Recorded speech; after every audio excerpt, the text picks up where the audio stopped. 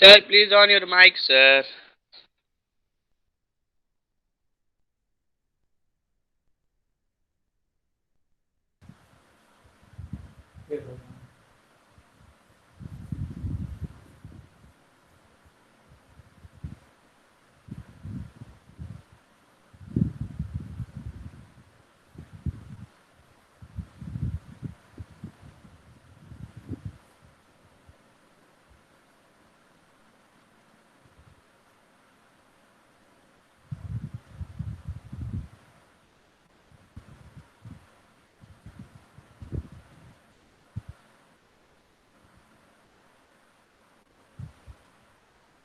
मुझे समझ में नहीं आता है रिकॉर्डिंग ऑन करना तो गूगल मीट वाले क्यों माइक बंद कर देते हैं। चलो एक बार फिर से शुरू करते हैं, फटाफट से, ज़्यादा टाइम नहीं लगाऊंगा। तो हम लोग मैथ्स में 10th मैथमेटिक्स में मेंसुरेशन चैप्टर कंप्लीट कर चुके हैं, थ्योरेटिकली भी, और एक्सरसाइजेस भी हम लोगों ने क्लास में सॉल्व किए हैं। अगर आपने अभी तक नहीं पढ़ा है, नहीं सॉल्व किए, तो रिकॉर्डेड क्लासेस देखिए, कोई क्वेश्चन ना समझ में आए तो उससे पर्सनली बात कीजिए। हम लोग स्टैटिस्टिक्स नेक्स्ट चैप्टर पढ़ने जा रहे थे, मगर कुछ प्रीवियस चैप्टर्स के डाउट्स हैं, हम लोग वही डाउट्स डिस्कस कर रहे हैं। मिड टर्म एग्जाम है तो हम अभी आगे नहीं बढ़ रहे। एक्सरसाइज 3.7 मिसलेनियस एक्सरसाइज है, लीनियर इक्वेशंस इन टू वेरिएबल। इसका क्वेश्चन नंबर 3 पूछा गया है। क्वेश्चन नंबर 3 पूछा गया है।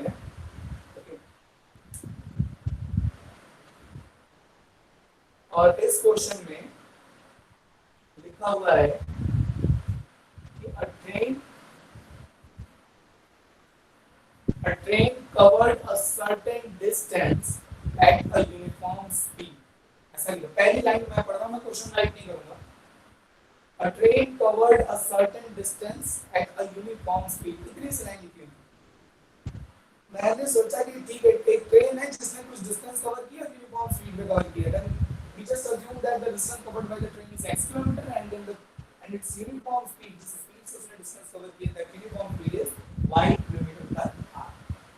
हमने डिस्टेंस भी मान ली, हमने स्पीड भी मान ली। अब जब डिस्टेंस और स्पीड हमने मान ही ली है, तो टाइम को निकाल सकते हैं। Time is equal to distance upon speed. तो अगर x किलोमीटर की डिस्टेंस को y किलोमीटर पर आवर से सर एको आ रहा है। हाँ, क्या हुआ? एको आ रहा है सर।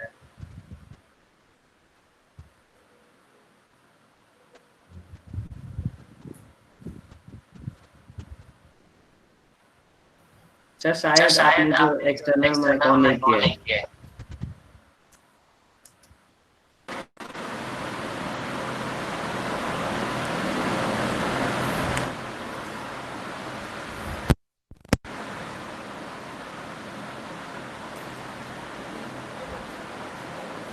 अभी आवाज कैसी है?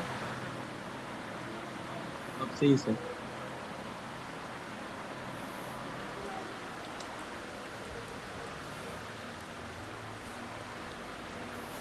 चलो ठीक है।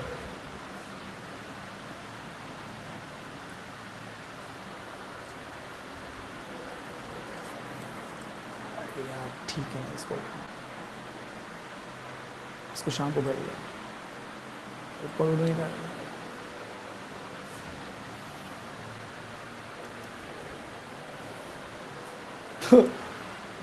तो हमने हम एक्सरसाइज 3.7 क्वेश्चन नंबर 3 लगा रहे हैं। हमने ये मान लिया कि ट्रेन ने जो डिस्टेंस कवर की है वो x किलोमीटर है, जो इसकी यूनिफॉर्म स्पीड है वो y किलोमीटर पर आवर है, और अगर x किलोमीटर की डिस्टेंस को y kmph से किलोमीटर पर आवर से हम कवर कर रहे हैं, then the time taken by the train will be x upon y r, distance upon speed.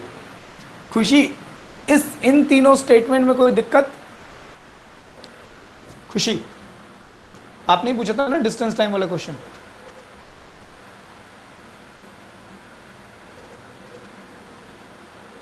Okay,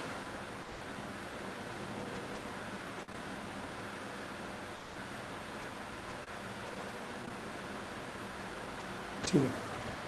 तो इसके बाद अगर आप क्वेश्चन पढ़ें, मैं क्वेश्चन लिखा नहीं है मैंने, इसके बाद अगर आप क्वेश्चन पढ़ें तो यहां पर लिखा हुआ है, सेकेंड लाइन लिखी हुई है कि if the train would have been 10 kilometre per hour faster. अगर ट्रेन, ये ओरिजिनल सिचुएशन है, इस डिस्टेंस को इस स्पीड से कवर करते तो इतना टाइम लगता है, ये जेन्युइन सिचुएशन है। अब इमेजिन किया जा रहा है, पहला इमेजिनेशन, अगर ट्रेन की स्पीड 10 किलोमीटर पर आवर ज्यादा होती, if the train would be, if the speed would have been 10 kilometre per hour faster, it would have taken 2 hours less. मतलब अगर ये 10 ज्यादा होता तो ये 2 घंटा कम होता। अगर ये 10 ज्यादा होता तो ये 2 घंटा कम होता, according to the question. Distance तो वही है, न्यू स्पीड, मॉडिफाइड स्पीड लिख सकते हैं आप, you know, y plus 10 kmph kilometre per our, and hence अब डिस्टेंस इतनी थी, स्पीड हमारी इतनी हो गई, तो टाइम कितना लगेगा, डिस्टेंस अपॉन स्पीड, ये टाइम लगेगा, इतने घंटे लगेंगे। But according to the question, question कह रहा है कि ये जो टाइम लगा रहे हैं ना आप, ये पहले वाले टाइम से 2 घंटे कम है, ये कम है x अपॉन वाई से। ये जो टाइम लग रहा है, स्पीड बढ़ी है तो टाइम कम होगा, ये जो टाइम है वो कम है पहले वाले टाइम से, पहले जितना टाइम लग रहा था उससे अब 2 घंटे कम लग रहे हैं, ये कम है। तो दोनों को बराबर करने के लिए, ये कम है, दोनों को बराबर करने के लिए आप इधर 2 ऐड कर दो।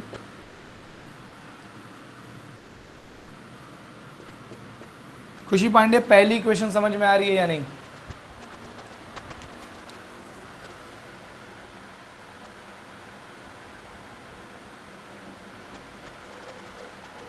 अब कह रहा है कि फिर दूसरी इमेजिनेशन, अगर ट्रेन की speed 10 kilometre per our slow होती तो ये 3 घंटे ज्यादा टाइम लेती। फिर वही बकवास है, again new speed 10 kilometre per hour, अब स्पीड को कम किया गया है, then total time taken, distance upon speed. लेकिन क्वेश्चन में कह रहा है कि ये जो टाइम लग रहा है ये पहले वाले टाइम से 3 घंटा ज्यादा लग रहा है, स्पीड कम करेंगे तो टाइम ज्यादा लगेगा, कितना ज्यादा हो रहा है, पहले वाले टाइम से 3 घंटे ज्यादा लग रहा है। अकॉर्डिंग टू द क्वेश्चन, भाई sir x upon y minus 10 ज्यादा है x अपॉन वाई से, अब ये टाइम ज्यादा लग रहा है सर, आपने स्पीड कम कर दी, अब टाइम ज्यादा लग रहा है, पहले वाले टाइम से ये वाला टाइम ज्यादा जा रहा है, कितना ज्यादा जा रहा है भाई साहब, ये 3 घंटे ज्यादा लग रहा है। अगर यहाँ 10 घंटे लग रहे थे, यहाँ 13 घंटे लग रहे हैं, तो दोनों को बराबर करने के लिए हमने इधर भी 3 जोड़ दिया, ये कम था, इधर वाली साइड कम थी, 3 घंटे कम थी, तो हमने उधर 3 ऐड कर दिया, ये बन गई हमारी सेकेंड इक्वेशन। खुशी पांडे, एनी प्रॉब्लम?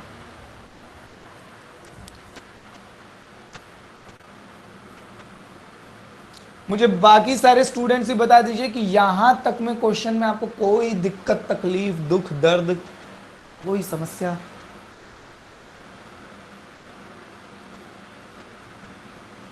देखो आप सवाल जितना अच्छे से पढ़ोगे ना, आपको एकदम मक्खन की तरह समझ आया, अच्छा अच्छा ये हो, आपको बस घबराना नहीं है, आपको किसी भी तरह की मेंटालिटी सेट नहीं रखनी है पीछे से कि अरे मुझसे ये सब सवाल नहीं लगते, अरे ये सब बोट वाला सवाल नहीं लगता, टाइम डिस्टेंस वाला सवाल नहीं लगता। सिंपली क्वेश्चन की मीनिंग निकालिए कि वो क्या कहना चाह रहा है, क्या सिचुएशन है, और थोड़ा सा दिमाग लगाइए, बहुत ज़्यादा नहीं, थोड़ा सा, और बाकी आपकी प्रैक्टिस होती है भाई। अब हमको सिंपली इन दोनों इक्वेशंस को सॉल्व करना है, like we solve linear equation, system of linear equations in 2 variable, and then we will get x and y। But यहाँ एक पंगा ये है कि ये लीनियर इक्वेशन में सीधे सीधे दिखाई नहीं दे रही है, यहाँ एक इशू ये है कि ये सीधे सीधे लीनियर इक्वेशन में दिखाई नहीं दे रही है, तो हम लोग इसको लीनियर इक्वेशन में कन्वर्ट करेंगे। और क्या, यहाँ तक नोट कर लो, यहाँ तक नोट कर लो, मैं थोड़ा इरेज करूँगा।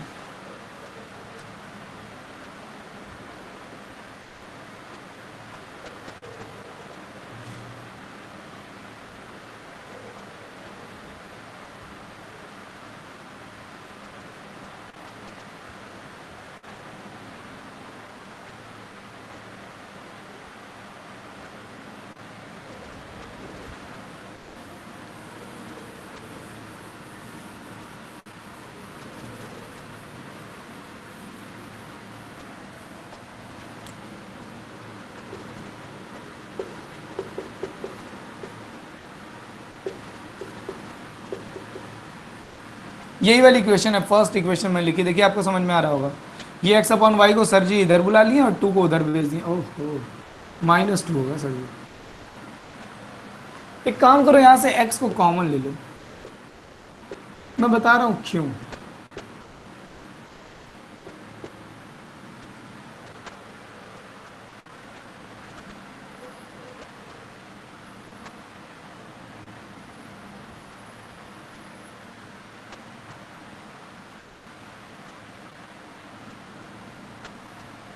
एलसीएम ले लीजिए, y बन जा y प्लस 10 का 1 में मल्टीप्लाई होगा, y इंटू वाई प्लस 10।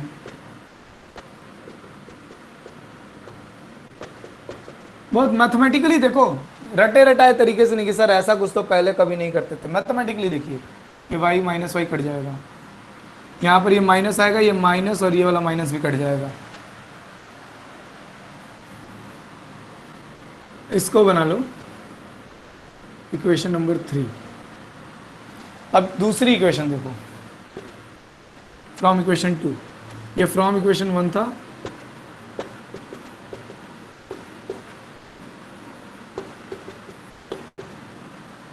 नई चीज समझा रहा हूं, देखो अगर नहीं समझ में आएगा तो मुझे बताना।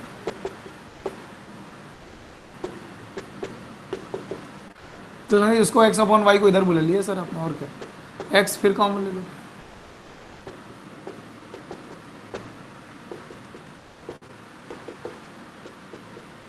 एलसीएम ले लो,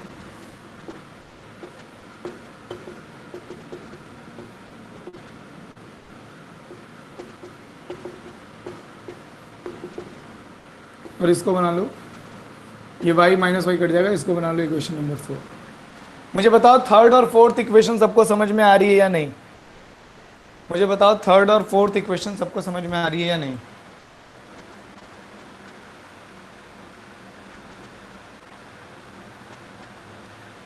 ठीक है तृप्ति, मैंने सुन लिया आपकी बात।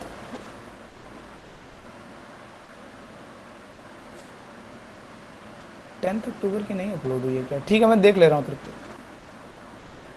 No problem. हाँ 9 अक्टूबर तक अपलोड हुई है, ठीक है मैं 10th और 11th वाली सब आज अपलोड करता हूँ। चलो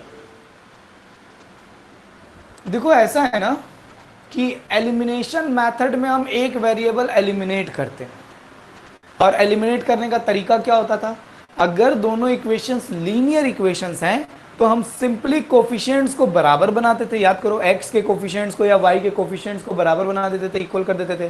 देन वी यूजुअली सब्ट्रैक्ट और add the equations to eliminate any one of the variables x and y, है ना। लेकिन ये कोई जरूरी नहीं है कि हमेशा ऐड या सब्ट्रैक्ट ही किया जाए, डिपेंड करता है कि सिचुएशन कैसी है।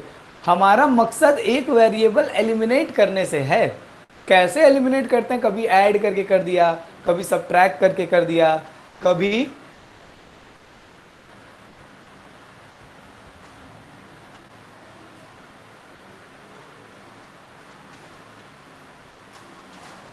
यहां क्या करें कि एक वेरिएबल एलिमिनेट हो जाए, इन दोनों इक्वेशंस के साथ क्या करें कि एक वेरिएबल एलिमिनेट हो जाए। विद्वानों, नमन गुप्ता कह रहे हैं डिवाइड, खुशी पांडे कह रही हैं डिवाइड,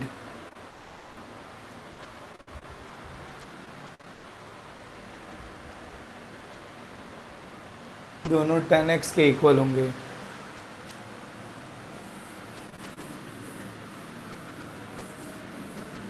बिल्कुल सत्यम भी वही बात कह रहे हैं, बस थोड़ा उनके बताने का अप्रोच दूसरा है। देखो ये सब पैतरे हैं बस। एग्जाम में ना मैथ्स मतलब मैथ्स किसी की सगी थोड़े होती है कि लीनियर इक्वेशन डिफरेंट, हमें इक्वेशन सॉल्व करनी है। लो डिवाइड इक्वेशन 4/3।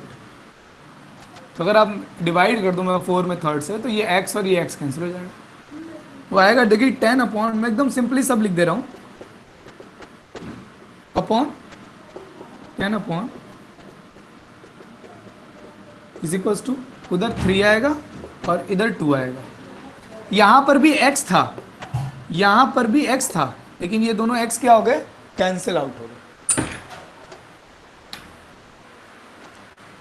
ये सर 10 भी तो कैंसिल हो जाएगा।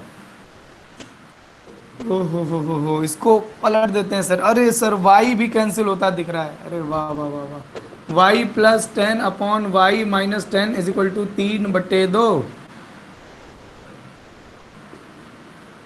2y प्लस 20 बराबर 3y माइनस 30।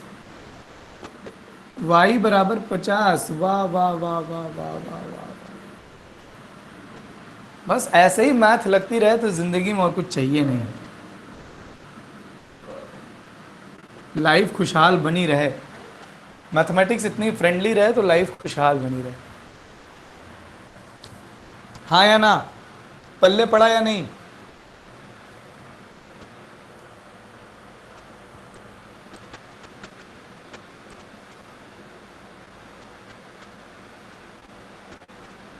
है ना, अलग अलग तरीके हैं। हमको वेरिएबल एलिमिनेट करना है, जुगाड़ चाहे कोई भी हो, हम ऐड करें, सब्ट्रैक्ट करें, मल्टीप्लाई करें, डिवाइड करें, व्हाटएवर। इसमें ऐसा कुछ किया नहीं गया है कि कोई बहुत तुर्रम खां वाला काम किया है। आपसे भी हो सकता था, बस एक होता है ना कि शायद कभी इस तरीके से ना किया हो, बस ये वाली बात है। लेकिन अब आपने देखा है तो अब आप सीखोगे कि नहीं, अच्छा ऐसे भी किया जा सकता है। मतलब वेरिएबल एलिमिनेट करने से मतलब इससे नहीं है कि ऐड करें, सब्ट्रैक्ट करें। मतलब वेरिएबल एलिमिनेट करने से एक वेरिएबल एलिमिनेट होगा तो एक इक्वेशन मिलेगी, उसमें से दूसरे वेरिएबल की वैल्यू मिल जाएगी। अब y की वैल्यू मिल गई, y की वैल्यू उठा करके पहले इक्वेशन में रख दो या दूसरी इक्वेशन में मिल जाओ, रख दो, you will get the value of x। तो मैं इसके आगे काम नहीं कर रहा हूं। आई होप इसके आगे आप आसानी से काम कर लेंगे। अगला डाउट। आई होप मेरी एक्सप्लेनेशन आपको एकदम अच्छे से समझ में आई हो, क्वेश्चन में कैसे इक्वेशंस बनाई गई और किस तरीके से आसानी से उन्हें सॉल्व कर लिया गया। Next doubt.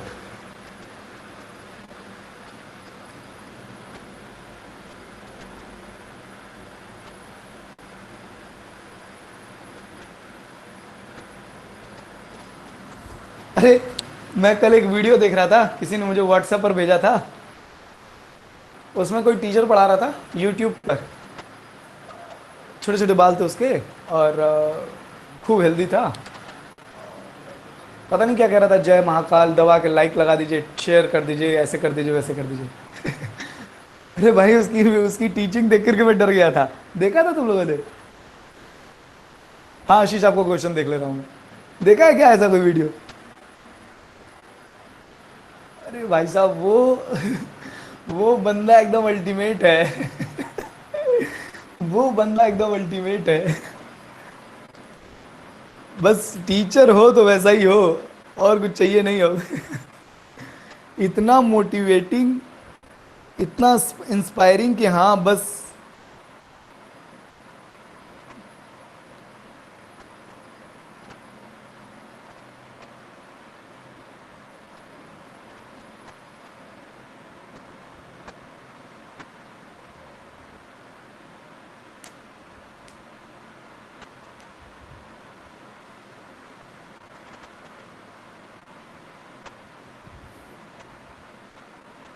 एक क्वेश्चन दिया गया है, मैं 2 मिनट में कैमरा ऑन कर दूंगा, थोड़ा डायग्राम बना लो। सर्कल का क्वेश्चन है, बोर्ड में आया हुआ है, अच्छा क्वेश्चन दिखाई दे रहा है।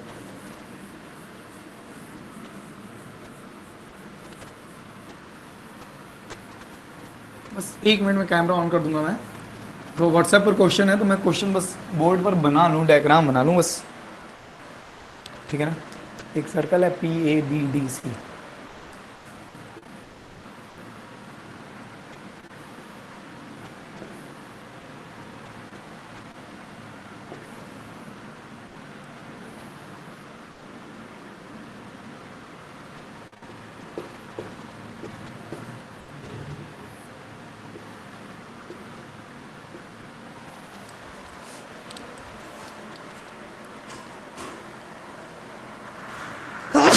Sorry, I'm sorry.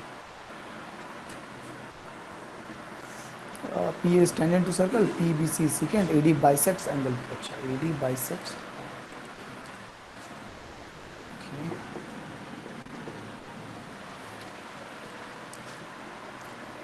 PAD को isosceles triangle show that. अच्छा,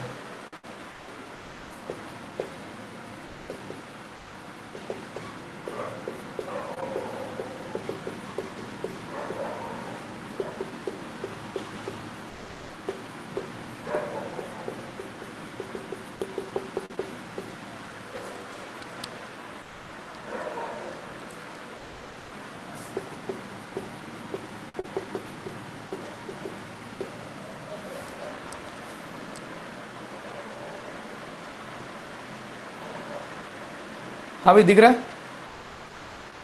ये बोर्ड में आया हुआ क्वेश्चन है।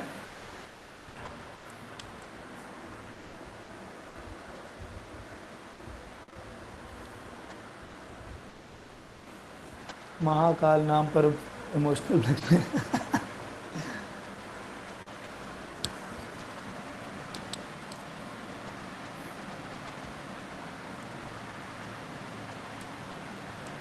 उसको देख करके हंसी भी बहुत आई और तरस भी बहुत आया, यू नो कि कहीं ना कहीं एक एक वर्ग है ना, टीचिंग, टीचर टीचर। आप देखिए आप में से कितने स्टूडेंट्स हैं, अगर मैं 100-150 में पूछूं कि आप में से कितने स्टूडेंट हैं जो फ्यूचर में टीचर बनना चाहेंगे। एक ऐसा ग्रुप है ना, जिसके ऊपर सोसाइटी को सही रखने की, अच्छा रखने की रिस्पॉन्सिबिलिटी भी होती है, और कहीं ना कहीं बहुत पिच, मतलब एक होता है ना, उसे देख करके एक तरफ वो पढ़ा भी रहा था ऐसा लग रहा था, और एक तरफ अपना उसे ये भी देखना हो रहा था कि हाँ वीडियोस पे लाइक आते रहें, शेयर होते रहें। तो उसे देख करके एंटरटेन भी आदमी हुआ, थोड़ा सा तरस भी आ रहा था कि ऐसी हालत हो रखी है हम लोगों की मतलब टीचर्स की क्या क्या। So this is the question. अरे मेन चीज तो भूल गए। From an external point P a tangent is drawn on circle P A, ठीक है। From an external point P a tangent is drawn on circle which is P A. P B C एक secant line है, secant line circle को दो distinct point पे intersect करती है। P B C is a secant line. Angle B A C का bisector है ये, AD is bisector of angle B A C given.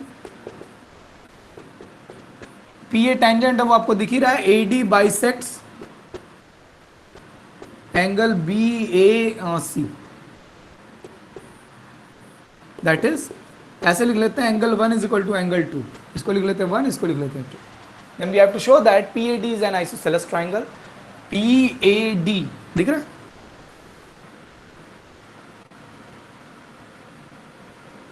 We have to show that PAD is an isosceles triangle. मैं चाहता हूं मेरे solve करने से पहले 2 मिनट आप लोग देखें, बोर्ड में आया हुआ क्वेश्चन है, और यही मेंटालिटी के साथ देखें कि अभी एट द टाइम आपको बोर्ड में आ गया है और आप कैसे इसको लगा रहे हैं।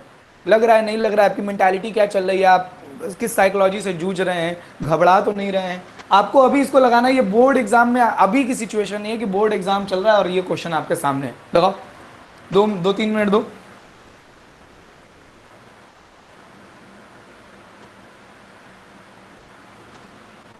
Mansi Gupta, down stream up stream वाला क्वेश्चन आप मुझे कल फिर रिमाइंड कराइएगा प्लीज, ओके। मैं बिल्कुल बता दूंगा, और क्वेश्चन निकाल करके दे देना मुझे कि सर ये वाला क्वेश्चन बता दीजिए, जो जिस क्वेश्चन में तुम्हें दिक्कत होती हो वही क्वेश्चन मुझे बता देना, मैं डाउन स्ट्रीम अप स्ट्रीम खूब अच्छे से बता, एक बार फिर बता देना, बस याद दिला देना यार, मेरे दिमाग से उतर जाएगा। देखिए अभी आशीष ने 2 बार 3 बार बोला नहीं होता तो मैं फिर भूल गया था कि उसका व्हाट्सएप वाला क्वेश्चन है।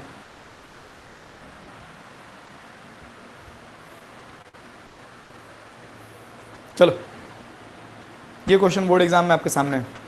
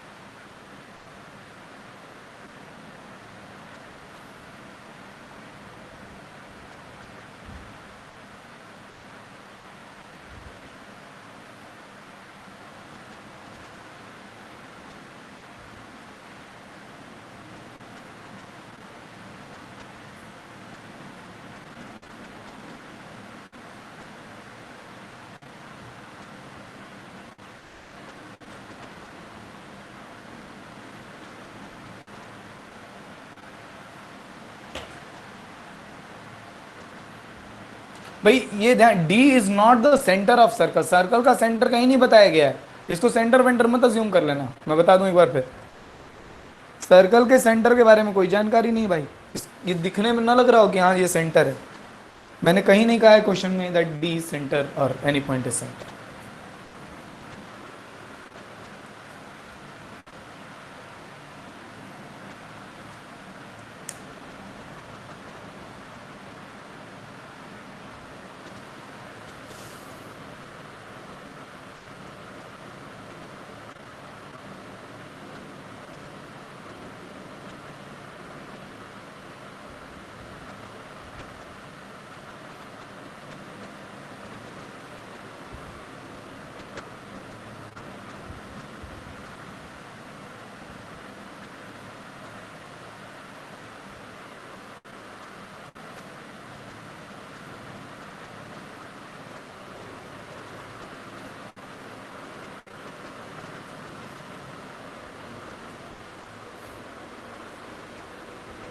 सर एक रिलेशन दिख रहा है, हाँ बताओ सकते हो, अपना माइक ऑन करो ज़रा, क्या रिलेशन है बताओ ज़रा, अपना माइक ऑन करना।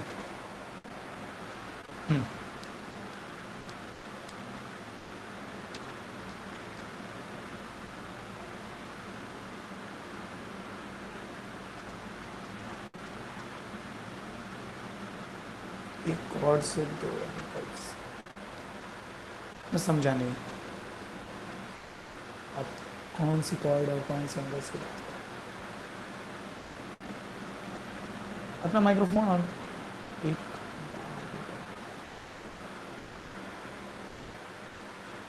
अब एंगल का नाम बता दीजिए मुझे, कौन सा एंगल, क्या, किसके।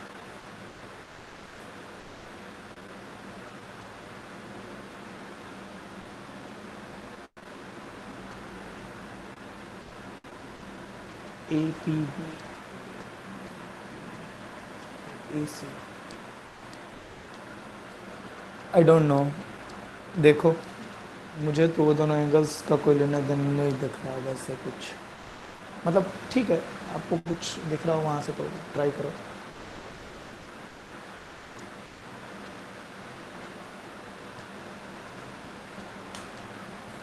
ये क्वेश्चन बोर्ड एग्जाम में आपके सामने है and you have to deal with this.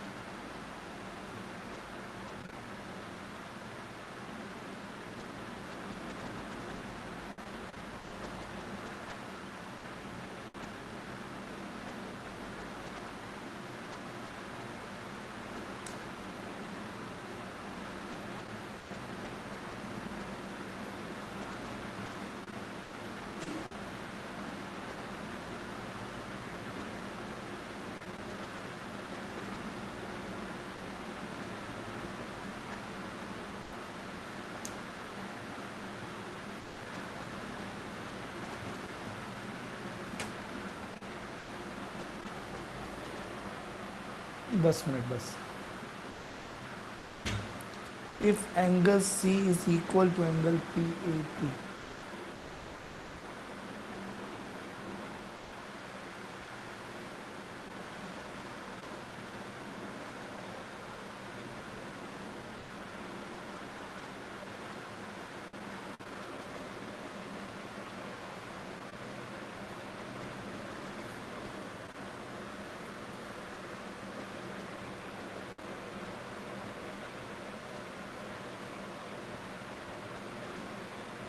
अगर सेंटर बता देता ना डी को तब तो बहुत आसान हो जाता सवाल।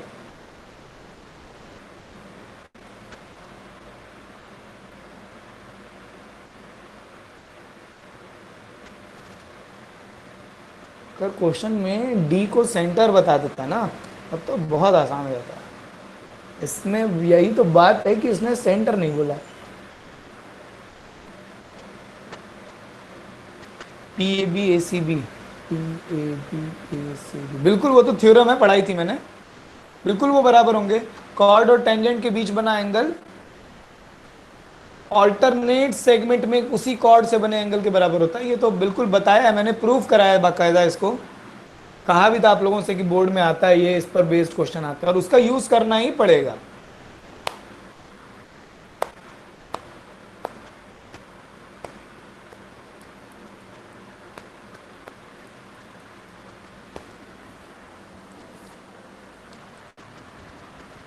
अच्छा तुम भी वही बोल रहे थे, आपने लिखा था angle A P B, angle A P B लिखा था ना सत्यम आपने शुरू में जब आपने लिखा था, देखिए एंगल ए पी बी लिखा था, इस एंगल का कोई लेना देना नहीं था बॉस। बाद में आपने उसे करेक्ट किया हो।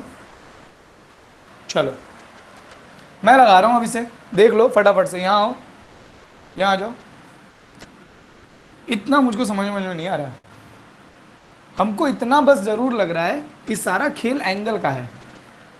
आइसोसेलेस ट्रायंगल कैसे प्रूफ होगा, P A D isosceles triangle कैसे प्रूफ होगा, अगर इसका एंगल डी और एंगल ए बराबर हो जाए, आइसोसेलेस ट्रायंगल की दो साइड्स बराबर होती है तो उनके सामने के एंगल्स भी बराबर होंगे। कौन सी दो साइड बराबर होंगी, पी ए और पी डी बराबर होगा, ये तो काफी छोटी लग रही है साइड। तो sir P A P D बराबर होगा तो पी डी के सामने का एंगल ये ए और पी ए के सामने का एंगल डी, किसी तरह से इन दोनों एंगल को बराबर कर देना। और ये सेकंड वाले में भी एंगल एंगल एंगल है सब, मतलब पूरा खेल एंगल का है। तो मुझको ज़्यादा समझ में नहीं आ रहा। मैंने कहा कि सर ये एंगल थीटा तो ये एंगल भी थीटा, मान लिया सर ने। अच्छा ये बताओ,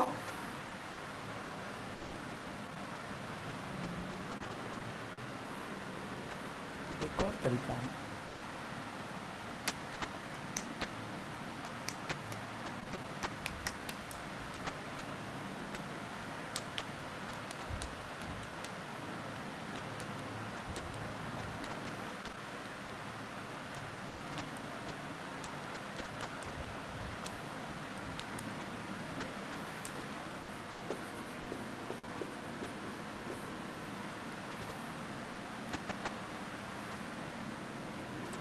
खूब ध्यान से देखिए सारे स्टूडेंट इस क्वेश्चन को।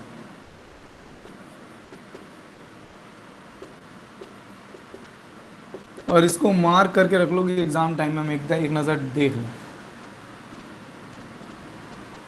हमने पी ए बी सिर्फ इस वाले पार्ट को x मान लिया, ठीक है, इस वाले पार्ट को x मान, ये वाला थीटा है तो ये वाला भी थीटा होगा। क्वेश्चन में कहा था कि AD बाइसेक्टर है, इसको हमने x मान लिया। बट एंगल PAB जो है, एंगल PAB जो है वो बराबर होगा एंगल ACB के।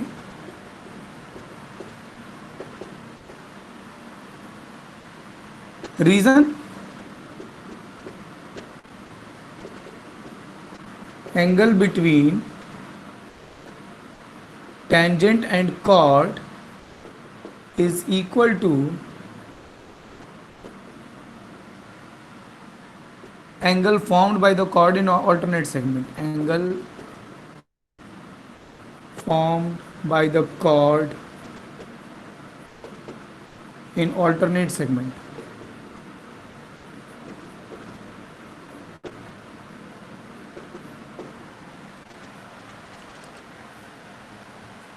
ये टेंजेंट और इस कॉर्ड के बीच में जो एंगल बन रहा है, याद कीजिए ये वाली प्रॉपर्टी कहां गई,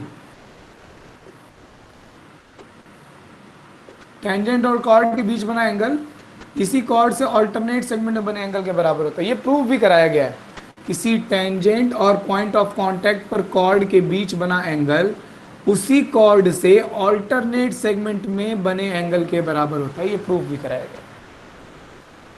तो अगर ये x है तो भाई साहब ये भी x होगा।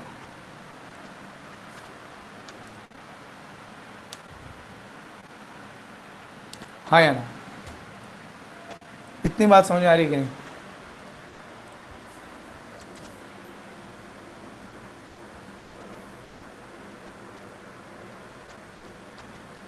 हाँ बिल्कुल बिल्कुल। अमृता पांडे पकड़ ली क्वेश्चन, बहुत सारे स्टूडेंट्स को अब दिख गया होगा। अमृता पांडे ने क्वेश्चन समझ लिया है, बहुत सारे स्टूडेंट्स को अब दिख गया होगा क्वेश्चन में कि हाँ क्या क्या अप्रोच करना है। ये तो सर एक्सटीरियर एंगल दिखाई दे रहा है इस ट्राइंगल का, ये एंगल सर जी एक्सटीरियर एंगल है इस ट्राइंगल का, एक्स इन दोनों का सम होगा सर जी ये वाला एंगल।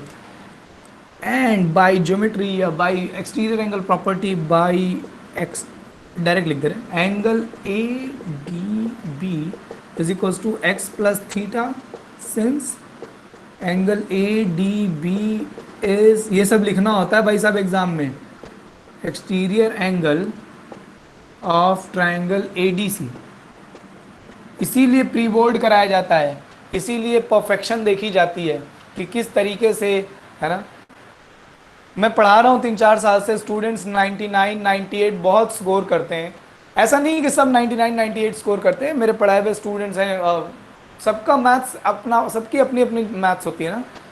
सबका अपने तरीके का मैथ्स होता है, किसी का मैथ्स में 56 भी आया है, 63 भी आया है, मुझे सबके मार्क्स ऑलमोस्ट याद रहते हैं। तो ठीक है, मुझे बस ये लगता है कि हाँ थोड़ा 56 63 से ना थोड़ा सा ठीक रहता।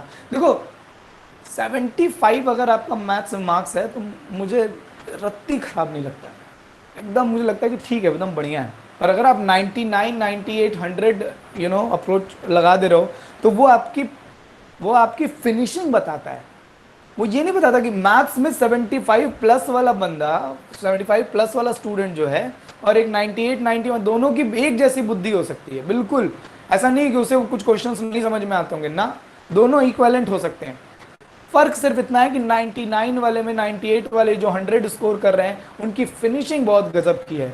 ये रीजंस लिखना, फॉर्मूला मिस नहीं करना, डायग्राम बनाना, वो एकदम परफेक्ट लेकर के जा रहे हैं। और कुछ बहुत सारे ऐसे भी क्वेश्चन होते हैं जिनकी मैथमेटिक्स रैंडम फ्लो पे चलती है। ये क्वेश्चन फटाफट फटाफट बनाएंगे, डायग्राम मन करेगा बनाएंगे, नहीं मन करेगा छोड़ देंगे, कभी फॉर्मूला लिखेंगे कभी नहीं लिखेंगे। तो होता क्या है कि हर क्वेश्चन में आधा नंबर एक नंबर, आधा नंबर एक नंबर उनका कट्टा चला जाता है। 30 सवाल है, 30 सवालों में हर सवाल पे अगर हमारे आधे नंबर कटने लगे तो हम 100 से 15 कम नंबर 85 पर आ जाएंगे, और यही हो जाता है फिर। तो ऐसा नहीं कि 75 प्लस वाला स्टूडेंट और 100 स्कोर करना दोनों एक ही जैसे हैं, दिमाग में दोनों एक जैसे हो सकते हैं, मगर 99 100 वाले में ना फिनिशिंग गजब की है। वो उसने जब कॉपी लिखी है तो फिर टीचर को कहीं जगह नहीं दी है कि वो कहीं मार्क्स काट सके, ये वाली बात हो जाती है बस। तो ये सब रीजन वगैरह लिखना होता है, अगर आप लिखेंगे तो आप परफेक्शन में जाते हैं थोड़ा सा, है ना।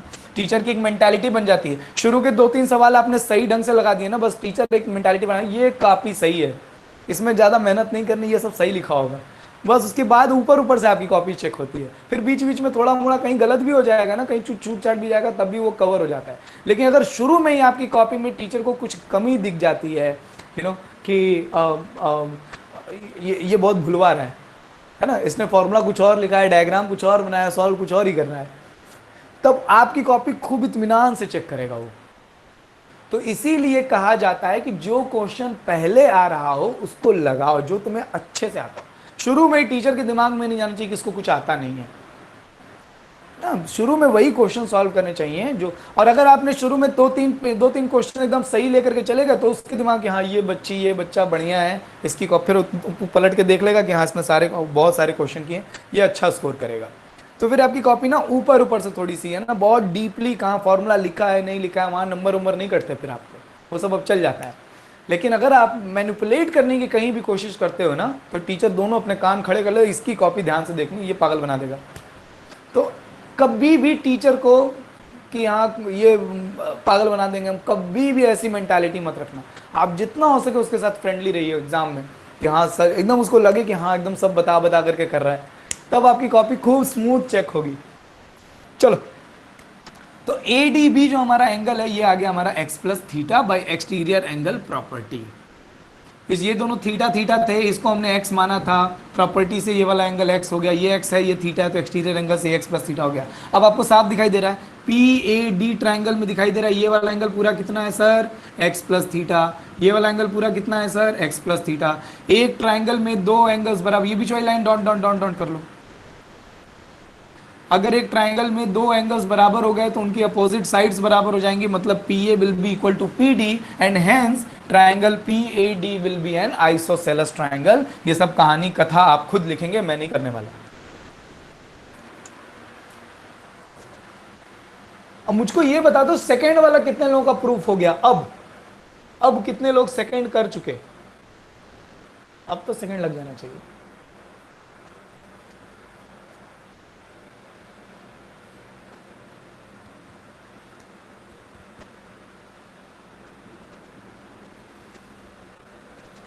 आशीष यादव, आपको फर्स्ट ये समझ में आ गया ना? Yes sir. आशीष यादव, आपको ये समझ में आ गया ना?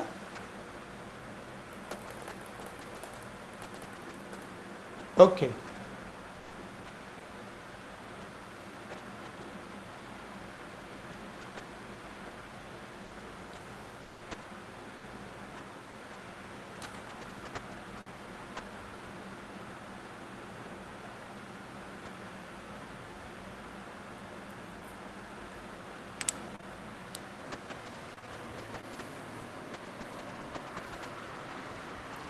इसका सेकंड बताओ, सेकंड कितने लोग लगा लेंगे अब?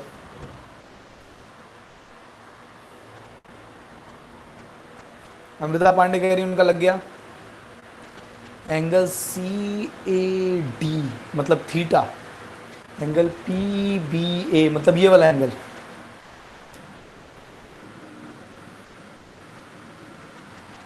ये भी एक्सटीरियर एंगल है ये भी एक्सटीरियर एंगल है।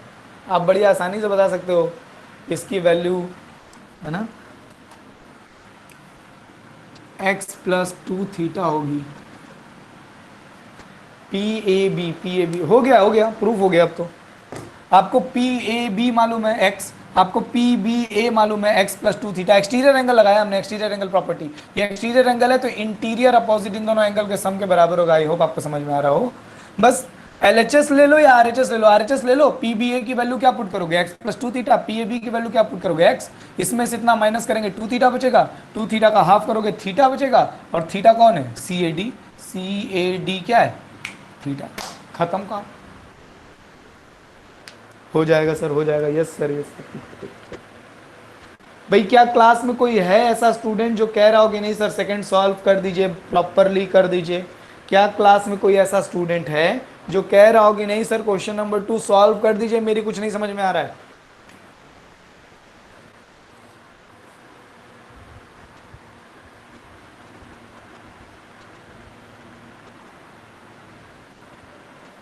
सब तो मतलब हाँ फिर भी हो जाएगा, सही बात है, मगर फिर भी आप देख लीजिए 2 मिनट। कोई कह रहा, क्यों मैं इसलिए कह रहा हूँ बोर्ड में आया हुआ क्वेश्चन है यार। आप हम क्या जानते हैं, हो सकता है यही आ जाए, आज ही का जो ज्ञान रामायण महाभारत आदमी गा रहा है वही एग्जाम में आ जाए हु नोज। तो इसीलिए मैं कह रहा हूँ कि किसी भी स्टूडेंट को, आपको मालूम है ये एग्जाम में अगर आया तो 3 नंबर से 4 नंबर, 3 नंबर में आएगा एटलीस्ट। हमें कभी भी बोर्ड के क्वेश्चंस अगर बोर्ड में आया हुआ है तो उसको बहुत अच्छे से तवज्जो देनी चाहिए। क्या पता यही रिपीट हो जाए, कौन जानता है। और अच्छा क्वेश्चन भी है। सबसे अच्छी बात क्या है कि छोटा क्वेश्चन है, ट्रिकी क्वेश्चन है। आपको देखिए सर्कल की तो कोई खास एक ही प्रॉपर्टी लगी ऐसी, एक्सटीरियर एंगल की, ट्रायंगल की प्रॉपर्टी और सर्कल की प्रॉपर्टी को मर्ज करके क्वेश्चन बनाया गया। बहुत शानदार सवाल बनाया गया।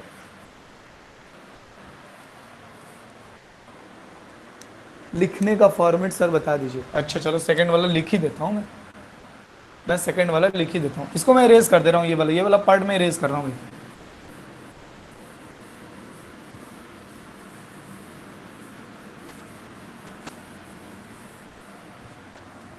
B proof,